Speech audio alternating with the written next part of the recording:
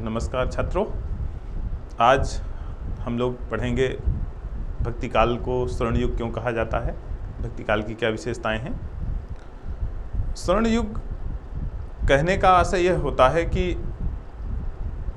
यह काल, यह समय या इस काल की जो उपलब्धियां हैं वह किसी भी अन्य काल की तुलना में श्रेष्ठ होती हैं।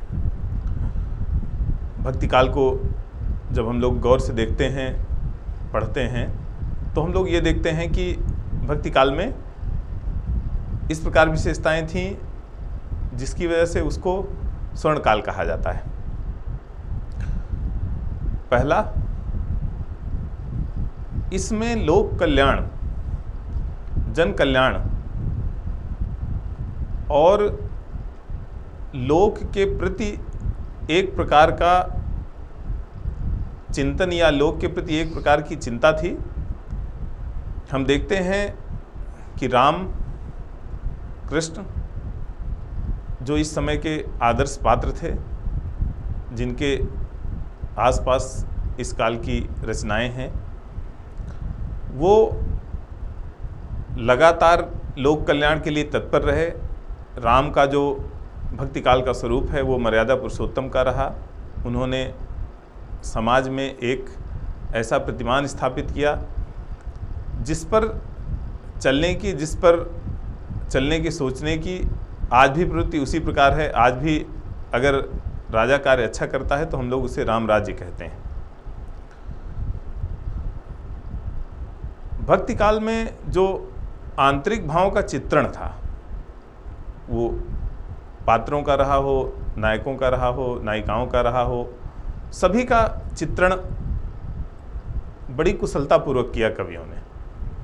उनको जैसे सूर्य का जो चित्रण है, उस चित्रण को पढ़ करके कोई व्यक्ति यह नहीं कह सकता कि सूर्य जन्मांध रहे होंगे।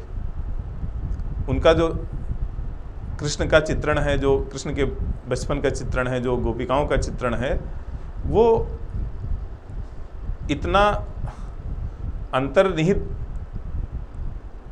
रसिक्त है कि हम अगर उसको देखते हैं तो लगता है कि जो आँख वाले लोग हैं, जो नेत्र वाले लोग हैं, जो जन्मांध नहीं हैं, जो आज भी देख सकते हैं, जिनका देखने का 30 साल का, 40 साल का, 50 साल का तजुर्बा है, वो भी उतना गहन अध्ययन, गहन किसी भी भावना का, किसी भी रूप का नहीं कर पाए।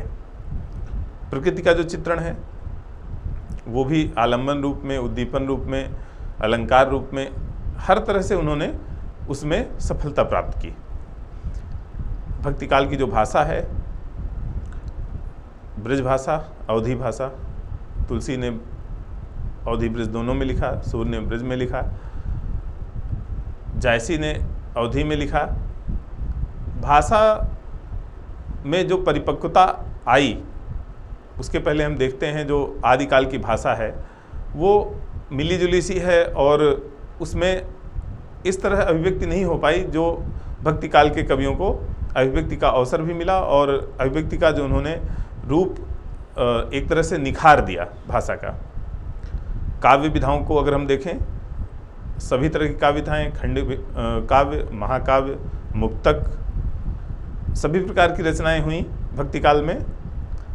अलंकार, सभी प्रकार के अलंकारों का प्रयोग इन कवियों ने बड़ी कुशलतापूर्वक किया।